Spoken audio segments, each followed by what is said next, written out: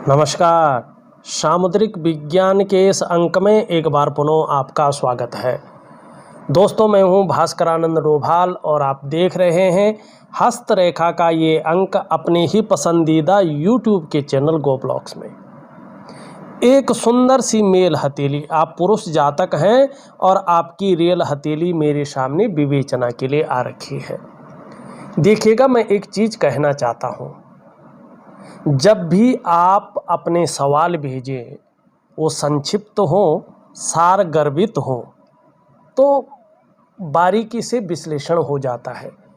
लेकिन अगर आप पूरा महाभारत भेजेंगे लिख के, कई पेज लिख के भेज देंगे, 25-30 जो है सवाल भेज देंगे, तो ऐसे में उनको लिखने में, उनको समझने में पूरा समय लग जाता है और विश्लेषण भी उन्हीं के अंदर घूमता है। उसका जो प्रारूप निकलता है वो उस प्रकार से नहीं निकल पाता है जिस प्रकार से उसने निकलना चाहिए। जब आप खुद बहुत ज़्यादा कन्फ्यूज हो तो आपके सवाल भी बहुत ज़्यादा कन्फ्यूजन वाले होते हैं। उनमें ना तो कोई तुक रहता है ना कोई सार रहता है, ठीक है ना। और ये आपकी ग्रहों की स्थिति के अनुसार भी होता है।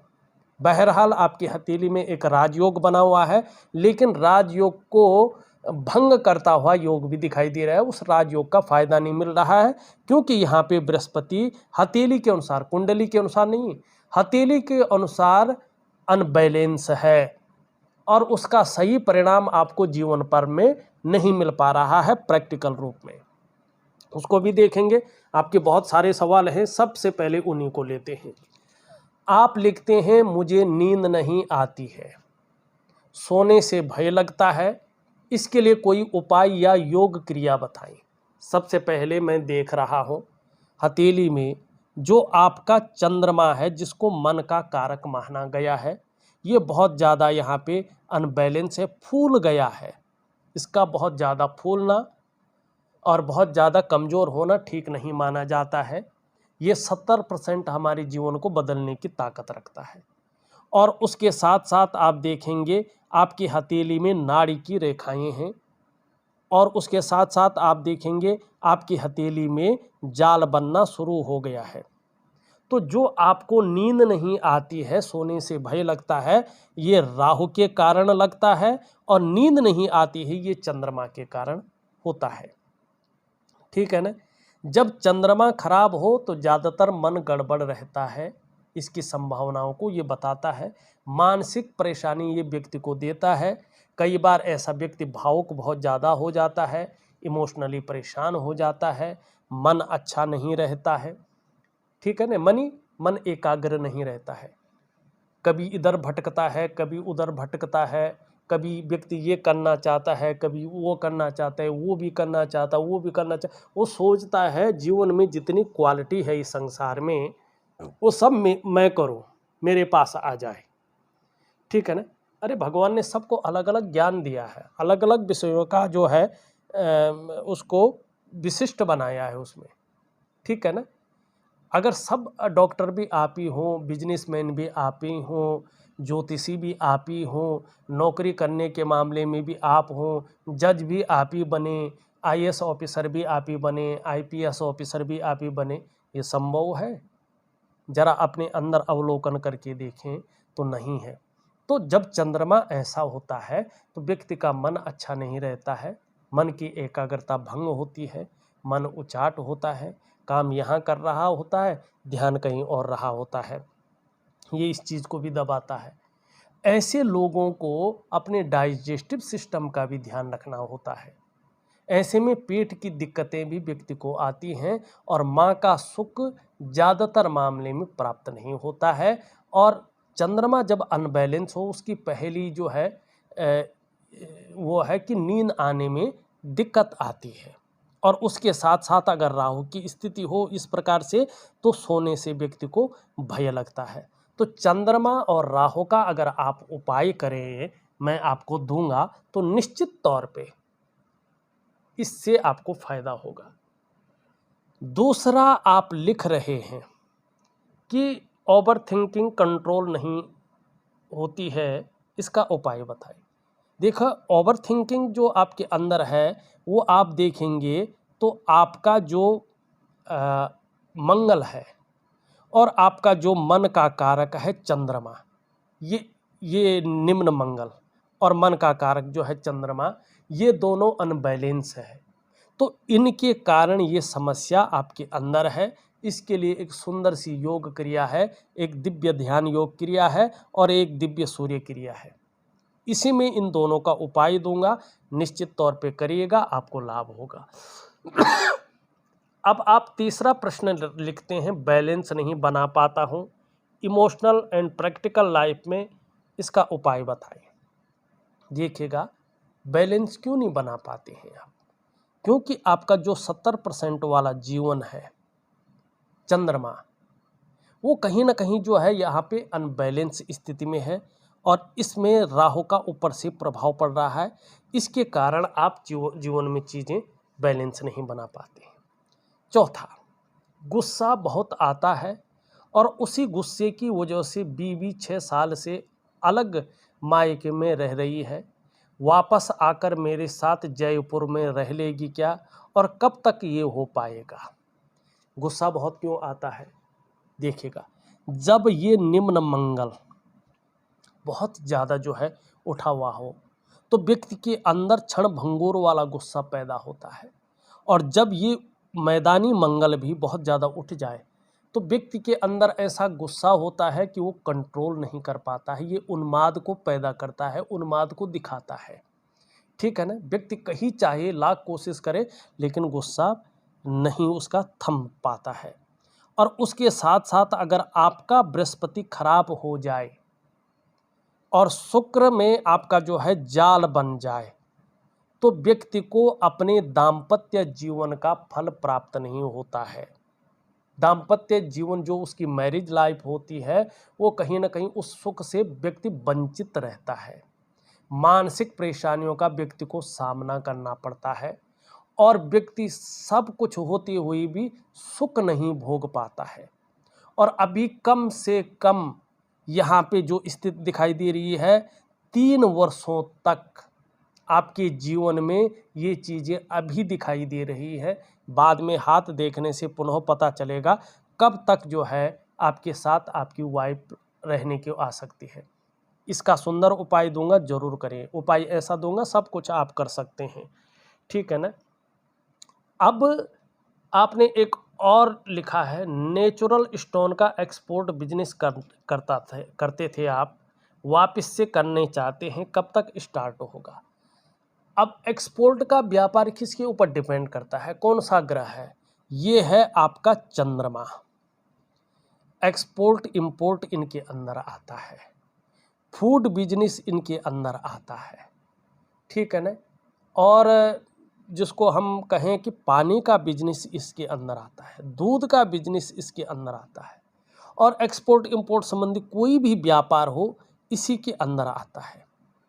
दोबारा शुरू करना चाहते हैं जरूर करें, लेकिन आप बृहस्पति का ध्यान रखें, सूर्य का ध्यान रखें, शनि का ध्यान रखें। ये ग्रह आपके कहीं ना कहीं निचले स्तर पे जा रहे हैं।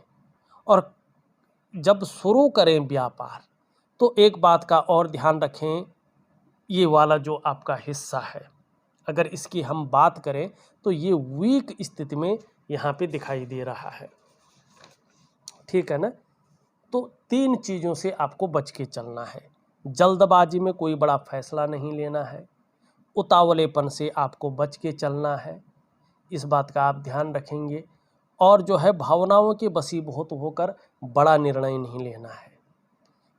अगर इसके जंजाल में आप फंस गए तो जीवन काल में संघर्ष बहुत ज़्यादा रहेगा, धन हानि रहेगी। व्यवसाय कर रहे हो बड़ा सोच समझ कर करें, व्यवसाय में नहीं तो नुकसान की संभावना ज़्यादा रहेगी। और व्यवसाय करते भी हैं तो पार्टनरशिप में कार्य न करें।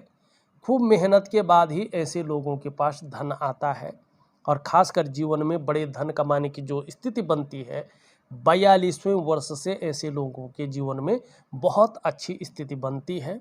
फिर 56वें वर्ष के बाद दोबारा भाग्योदय ऐसे लोगों का होता है, बुढ़ापा बहुत अच्छा चलता है। लेकिन उम्र बढ़ने के साथ साथ आपको स्वास्थ्य से संबंधित कुछ चीज़ों का ध्यान रखना है। उम्र बढ़ने के साथ साथ जो है घुटने का दर्द है, पीठ का दर्द है, कमर की प्रॉब्लम है, इसकी संभावना बढ़ती है। तो इसके लिए योगा है, प्राणायाम है, इसको जरूर करें। ठीक है ना। एक्सपोर्ट इंपोर्ट का व्यापार शुरू करना चाहते हैं तो कम से कम जो है आपको जो है अभी 1-1.5 साल थोड़ा रुक के करना चाहिए, या करते भी हैं उसकी नींव रखते हैं तो थोड़ा सा ग्रहों की स्थिति को भी साथ साथ में ठीक करते जाएं, उपाय करते जाएं, और पार्टनरशिप में काम न करें तो आपको बहुत अच्छी स्थिति बनी रहेगी। आप लिखते हैं कि फैक्ट्री बनाई थी बैंक से लोन लेकर, उसका कर्जा थोड़ा सा रह गया है, ये फैक्ट्री चला पाऊंगा क्या, या किराए पर दूं इसको और सिर्फ ट्रेडिंग यानी एक्सपोर्ट पे ही ध्यान दो।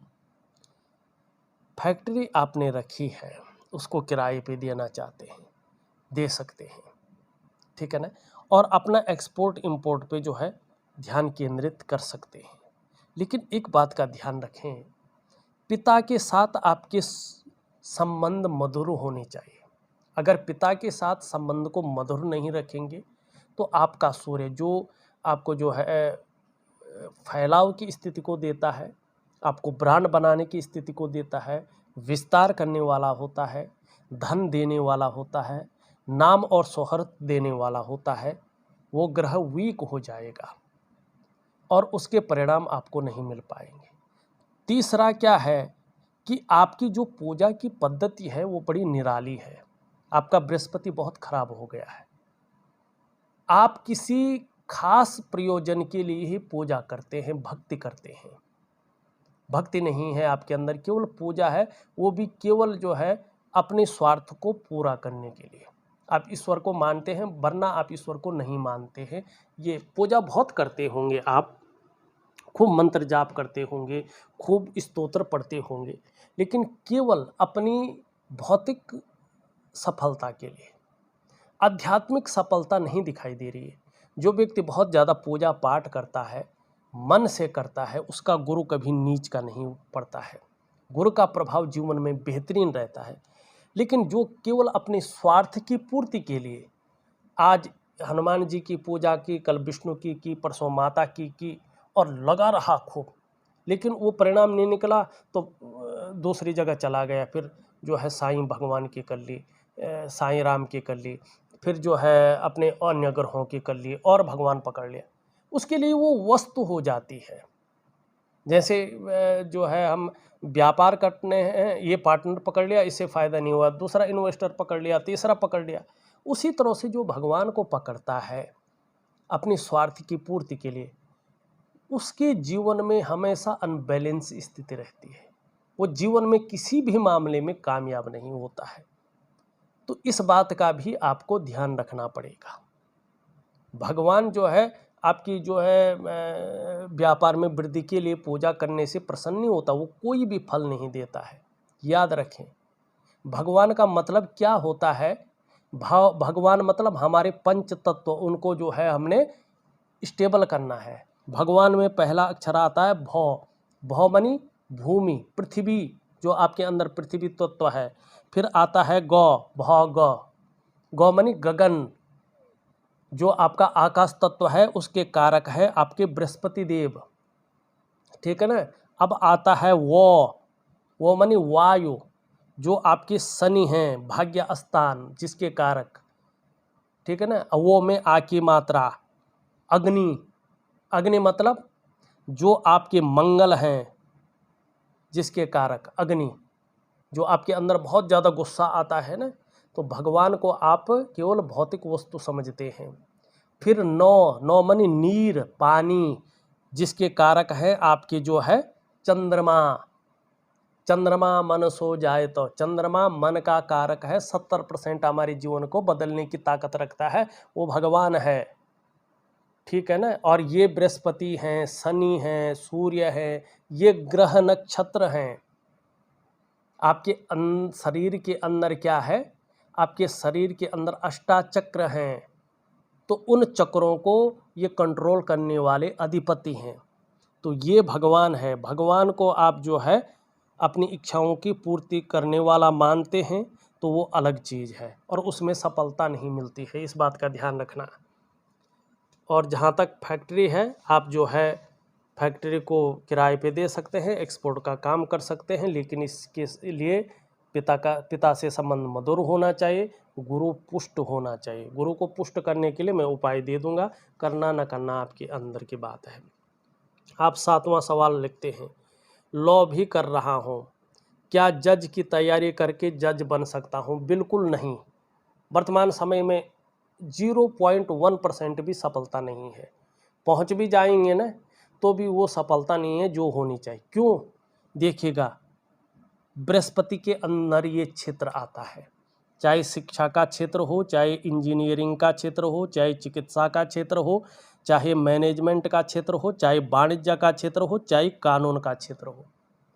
इन क्षेत्रों में अगर आप मेहनत कर रहे हैं, मेहनत करने की सोच रहे हैं, तो मध्यम स्थिति है, वो बड़ी कामयाबी नहीं दिखाई दे रही है जो मिलनी चाहिए। अगर वो कामयाबी चाहिए, आपको अपने गुरु को पुष्ट करना पड़ेगा। और जब गुरु हथेली में खराब हो, अनबैलेंस स्थिति में हो, मैं यहाँ पे कुंडली या जन्म पत्रिका या अंक ज्योतिष की बात नहीं कर रहा हूँ, हथेली की कर रहा हूँ। मैं हथेली को देखता हूँ, इन चीज़ों की मुझको नॉलेज नहीं है बाकी, ठीक है ना। तो ऐसे में आपको सोना धारण नहीं करना चाहिए। अगर सोना धारण करता है व्यक्ति तो उसको इसका परिणाम ठीक नहीं मिलता है। ठीक, आपका अगला सवाल है फ्यूचर में लॉ के बाद LLM डिग्री के लिए विदेश जा सकता हूँ? लॉ की पढ़ाई करने के बाद आप LLM डिग्री के लिए विदेश जाना चाहते हैं, क्या आप पूछ रहे हैं इसमें सफल होगा? देखिएगा, शिक्षा का क्षेत्र इसके ही अंदर आता है। विदेश जाने की संभावना आपके हथेली में है, क्योंकि आपकी जीवन की रेखा को अगर हम देखें इस प्रकार से, यहाँ पे स्पष्ट तरीके से चीज़ें दिख रही हैं। विदेश गमन तो होगा, विदेश जा सकते हैं, आपकी जो है जीवन में लिखा हुआ है विदेश जाना, यात्रा करना लिखा हुआ है। ये आपकी मस्तिष्क रेखा भी बता रही है कि लंबी और हवाई यात्रा का आपको लाभ होगा। लेकिन अगर आप जो है बड़ी डिग्री प्राप्त करना चाहते हैं, लॉ में सफलता हासिल करना चाहते हैं, तो इसके लिए बृहस्पति को आपको ठीक करना होगा। जब तक बृहस्पति ठीक नहीं हुआ, वो बड़ी कामयाबी नहीं मिल सकती है जिसको आप चाह रहे हैं। 9वां प्रश्न है आपका, विदेश में सेटलमेंट हो सकता है? विदेश यात्रा के बहुत अच्छे योग हैं, लेकिन सेटलमेंट होंगे इसके योग अभी नहीं दिखाई दे रहे हैं। आगे चलकर आपकी हथेली पुनः अवलोकन करेंगे तब पता चलेगा, या आप कुंडली अवलोकन करा दें। 10वां प्रश्न आप लिखते हैं, ठेकेदारी करी थी पिताजी ने मेरे नाम से, क्योंकि वो सिंचाई विभाग में ऑफिसर पद से रिटायर्ड हुए हैं। ठेकेदारी में धन कमा सकता हूँ क्या? आपका मन एक जगह पे है नहीं। कभी आप लॉ करना चाहते हैं, कभी आप फैक्ट्री में काम करना चाहते हैं, कभी आप एक्सपोर्ट इंपोर्ट करना चाहते हैं, कभी आप ठेकेदारी का काम करना चाहते हैं। एक बार तय तो कर ले कि आपने वास्तव में करना क्या है। IAS ऑफिसर भी आप ही बनेंगे, IPS भी बनेंगे, जज भी आप बनेंगे, फैक्ट्री के मालिक भी आप बने, एक्सपोर्ट इंपोर्ट भी आप करेंगे। अरे भाई, एक ही आदमी इतना काम कर सकता है? अगर इतना काम करने की वो सोचता है तो क्या वो सफल हो सकता है? ठीक है ना। तो ठेकेदारी का काम यहाँ पे आपका जो है मंगल तो बहुत बढ़िया दिखाई दे रहा है, सुंदर दिखाई दे रहा है, लेकिन आपका ये ग्रह जो है बड़ी सफलता किसी भी चीज़ में नहीं दिखाई दे रही है। तो सफल होने के लिए किसी भी एक चीज़ को तय कर ले, एक लक्ष्य को बांध के चले, तभी आपको सफलता मिलेगी। 11वां आप प्रश्न पूछते हैं, पिताजी और बहना ही फाइनेंशियल सपोर्ट करते हैं पर विचार नहीं मिलते हैं, ये सपोर्ट बना रहेगा क्या? इसके लिए सूर्य को देखना पड़ता है। अब यहाँ पे देखेंगे तो सूर्य में जो है बहुत अच्छे चिन्ह बने हुए हैं। दो बहुत बड़े जो है, अगर आप यहाँ पे देखेंगे, दो बहुत बड़े जो है यहाँ पे त्रिभुज बने हुए हैं। एक बात तो है, जिसकी हथेली में सूर्य पर्वत पर त्रिकोण बनते हैं, और जितने बनते हैं व्यक्ति की मेजर उतनी इच्छाएं पूर्ति होती हैं जीवन काल में, ये निश्चित है। और ये मैंने परखा हुआ भी है, चाहे लेट हो जाए, देर सवेर हो जाए, लेकिन होता है। और दूसरी बात है, ऐसे लोगों को अपने जीवन काल में गाड़ी और अपने घर का सुख मिलता ही मिलता है। तीसरी बात है, ये त्रिकोण निशान होना व्यक्ति को बुद्धिमान बनाता है। ऐसे व्यक्ति जीवन में कला के पारखी और सिद्धहस्त जरूर होते हैं।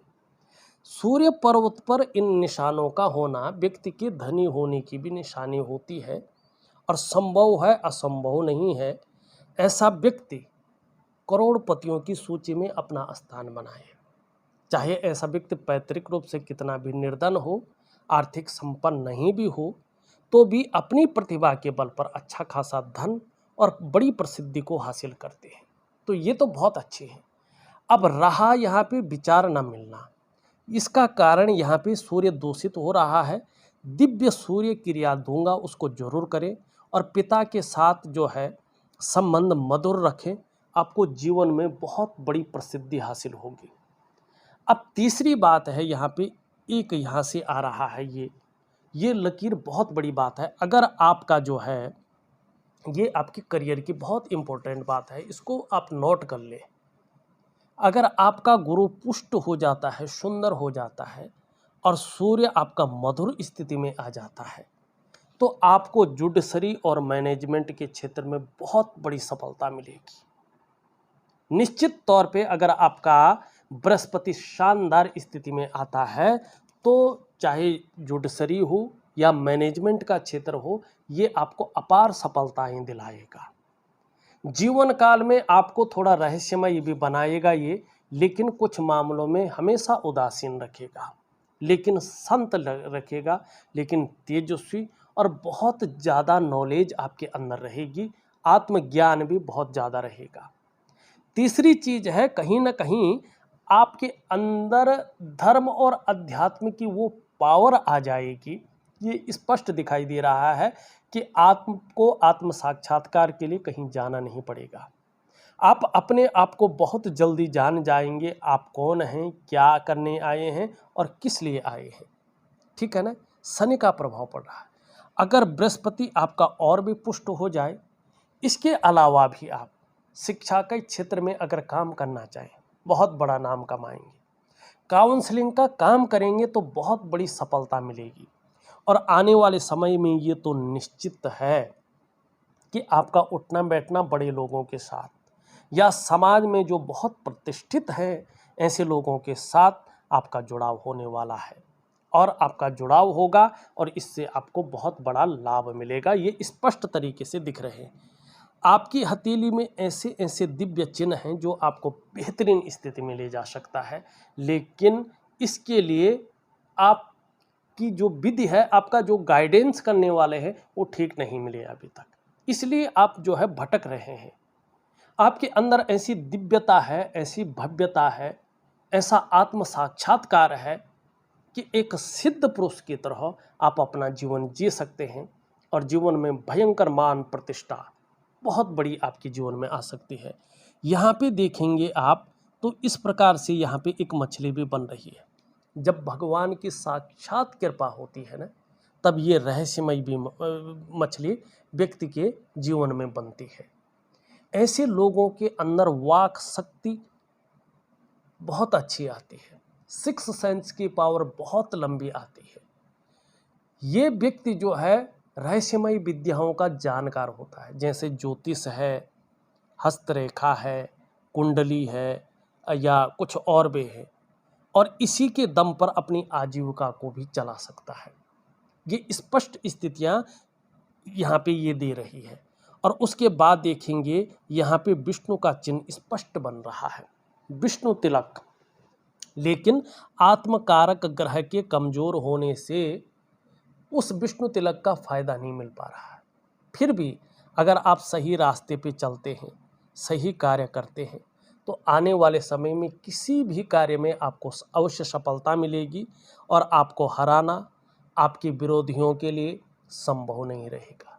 इसके अलावा आप अपने जीवन में खूब लोकप्रियता और सम्मान भी पाएंगे और एक भाग्यशाली व्यक्तियों में से आपकी गिनती होगी।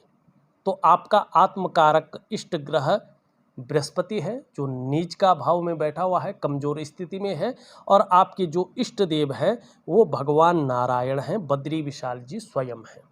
विष्णु भगवान ही आपके इष्ट देव हैं, जो आपके पंच तत्व हैं, पंच महाभूत हैं, 5 एलिमेंट, जो आपके शरीर के अष्टाचक्र हैं, जो आपकी 5 ज्ञान इंद्रियां हैं, 5 कर्म इंद्रियां हैं, नवद्वार हैं, पंच महाकोश है, उसके अनुसार हथेली भगवान विष्णु को ही आपका इष्ट देव बता रही है।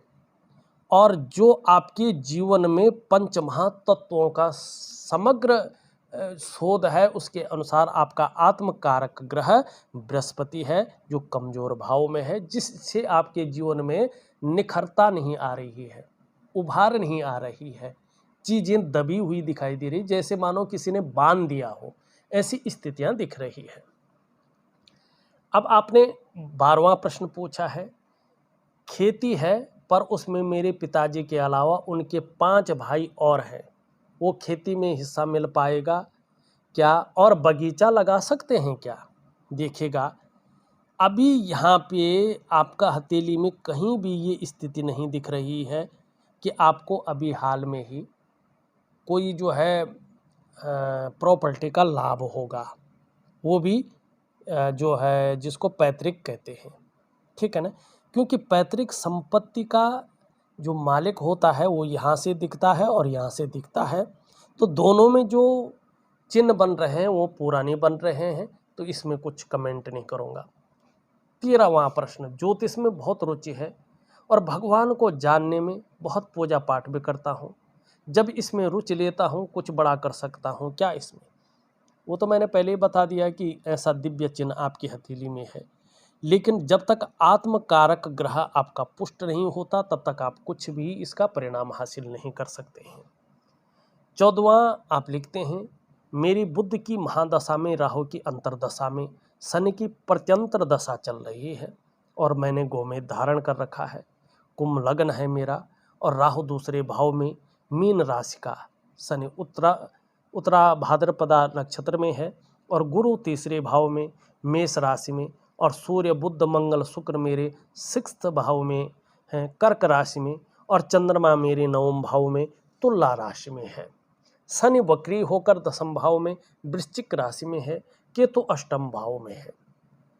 ठीक है, ये तो आपकी किसके ये जन्म पत्री के हिसाब से है। अब यहाँ पे जो हथेली के अनुसार है उसमें राहु के कारण जो चीज़ें हैं मैंने बता दिया है शुरू में ही। आपका जो है ये तीनों ग्रह मैंने हथेली के अनुसार बता दिया है कि क्या फल दे रहे हैं, है ना। अब आप जो है एक और मैंने गोमेद पहन रखा है राइट हैंड की मिडिल फिंगर में, और फिरोजा भी पहन रखा है लेफ्ट हैंड की मिडिल फिंगर में। गोमेद इसके लिए बहुत अच्छा है, फिरोजा भी बहुत अच्छा है, लेकिन चांदी की अंगूठियों में पहने। सोना धारण करना आपके लिए अभी अच्छा नहीं है, विपरीत परिणाम देता हुआ दिखाई दे रहा है।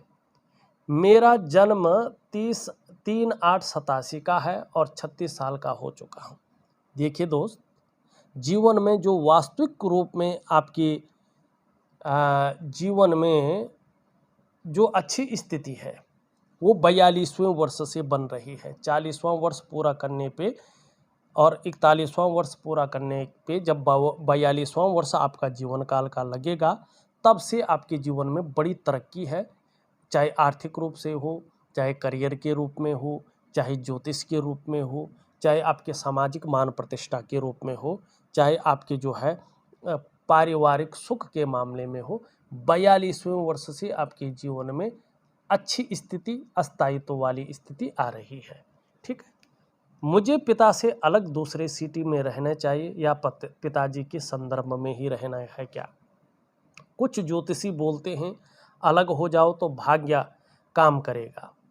राहु की 2nd भाव की पोजीशन देख करके ऐसा बता रहे हैं, और कुछ ज्योतिषी बोलते हैं पिताजी के संदर्भ में रहें।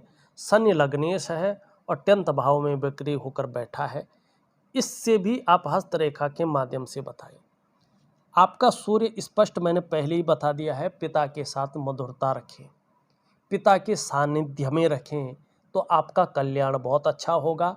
पिताजी से अलग रह करके आपका कल्याण यहाँ पे नहीं दिखाई दे रहा है, स्पष्ट तौर पे जो है यहाँ पे ये सूर्य बता रहा है। आप 18वां सवाल करते हैं, और मेरे समय समय पर आराध्य भगवान क्यों बदल जाते हैं? किसने बोला भाई आपका आराध्य भगवान बदल जाते हैं समय समय पे?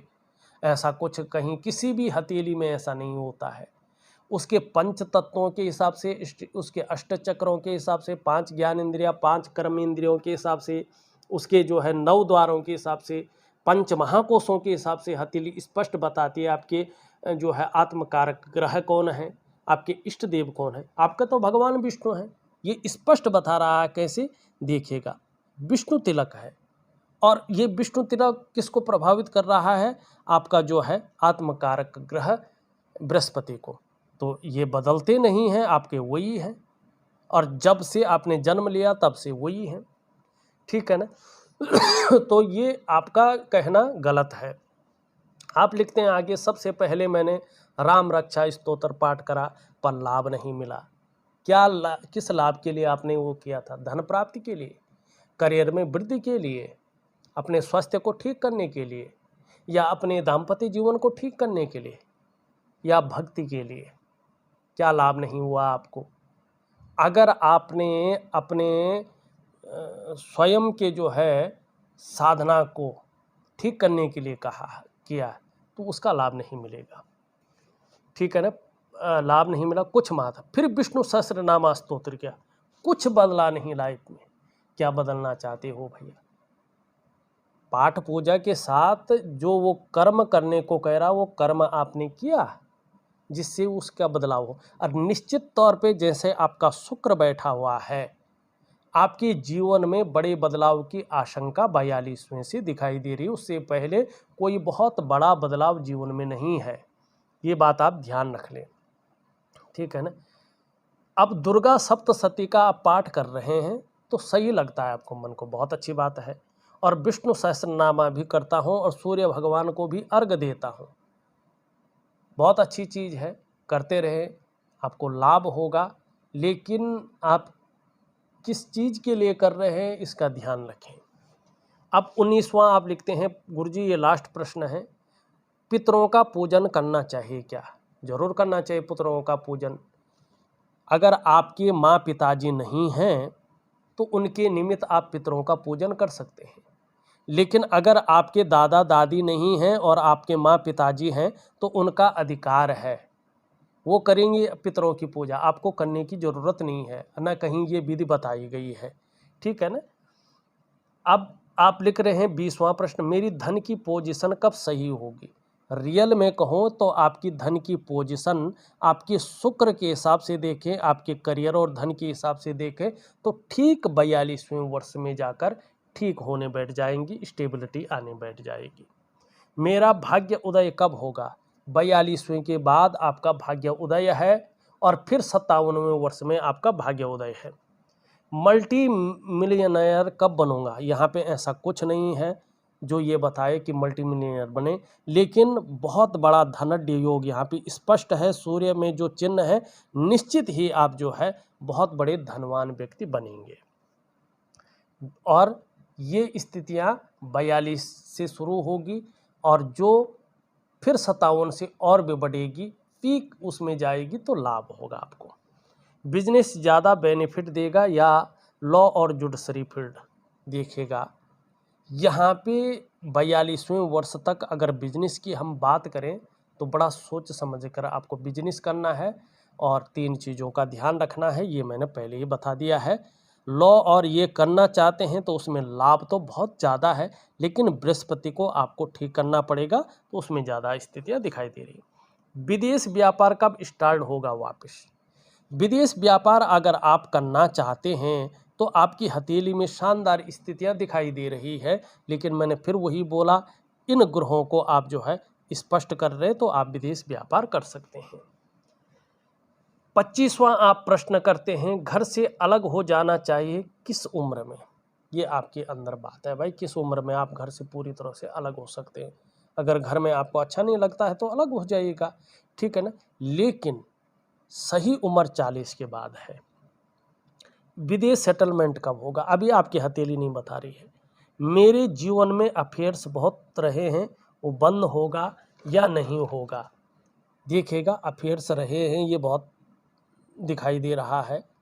जब बृहस्पति बहुत कमज़ोर हो जाए और शुक्र बहुत ज़्यादा बलवान हो जाए और उसमें ये रेखाएं आ जाए, तो व्यक्ति के अंदर अपने विपरीत के प्रति वासना की बहुत ज़्यादा भूख रहती है, भोग की भूख रहती है, और उसका मन 24 घंटे जो है उसी में लगा रहता है।